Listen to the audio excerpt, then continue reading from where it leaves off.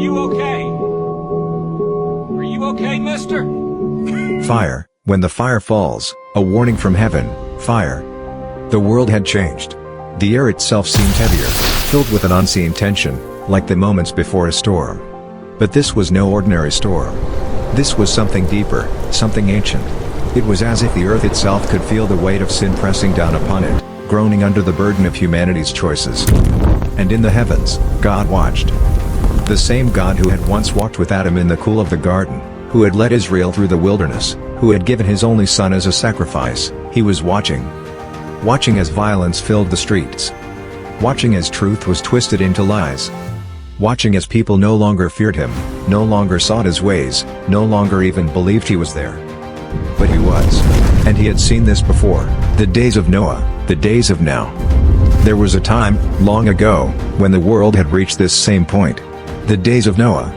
A time when mankind had turned from God, where every thought of man was evil continually, Genesis 6:5.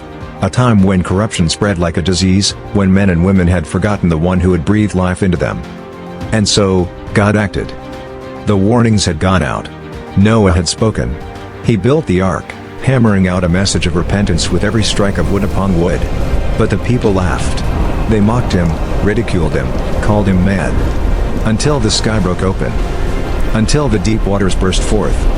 Until the world, drowning in sin, drowned beneath the judgment of God. Yet, even in wrath, there was mercy. A family was saved. A promise was made. A rainbow stretched across the heavens, a covenant between God and man. Never again will I destroy the world with water. But he never said he would not destroy it again. This time, it would not be water. This time, it would be fire. The same God who had once walked with Adam in the cool of the garden, who had led Israel through the wilderness, who had given his only son as a sacrifice, he was watching. Watching as violence filled the streets. Watching as truth was twisted into lies. Watching as people no longer feared him, no longer sought his ways, no longer even believed he was there. But he was. And he had seen this before. The fire is coming. In the days of Lot, another warning came. Sodom and Gomorrah stood tall, their cities gleaming under the desert sun. But beneath their beauty, they rotted with sin. The outcry against them had reached heaven itself. And once more, judgment fell. Not with a flood, but with fire. Fire that rained from the sky. Fire that consumed everything in its path. Fire that reduced a mighty civilization to ashes. Lot and his family were given a chance to escape.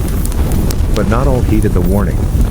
His wife, one glance back, one longing look at a dying world, and she was turned to salt. A statue of regret. Now, in this generation, the signs are here again. The world is returning to the days of Noah. The sins of Sodom are rising once more. The warnings have gone out, but who is listening? Nations rise against nations. Violence fills the streets. Children are abandoned, the innocent are slain, and good is called evil while evil is praised. The same sins. The same rebellion. And the same judgment is coming. The fire is coming. A love beyond wrath, but here is where the world misunderstands. They look at the warnings and see only an angry God, a God eager to destroy. But they do not see the tears in his eyes. They do not hear the sorrow in his voice. For God does not delight in wrath. He does not rejoice in destruction. As surely as I live, declares the Lord, I take no pleasure in the death of the wicked, but rather that they turn from their ways and live. Ezekiel 33:11. His heart is mercy. His desire is that none should perish. That is why he sent Jesus. For even though fire is coming, even though judgment is at the door, there is a way out. A better ark than Noah's. A greater rescue than Lot's. A salvation written in the blood of the Lamb. On a hill called Calvary, over 2,000 years ago, Jesus Christ stood in our place. He took the wrath we deserved. He bore the punishment that was ours. He drank the cup of judgment so that we would never have to. When the nails pierced his hands, the fire of God's wrath was poured upon him instead of us. And when he rose again, the gates of mercy were flung wide open. Even now, in this very moment, they remain open. But they will not stay open forever. The final call, fire. God is love. But He is also holy. He is merciful, but He is also just. And He will not allow wickedness to continue forever. The end is near. The signs are all around us. But love has made a way. Jesus is the way. And so, as the world races toward the fire, one question remains. Will you escape? Or will you be consumed? If you feel the weight of these words, do not harden your heart.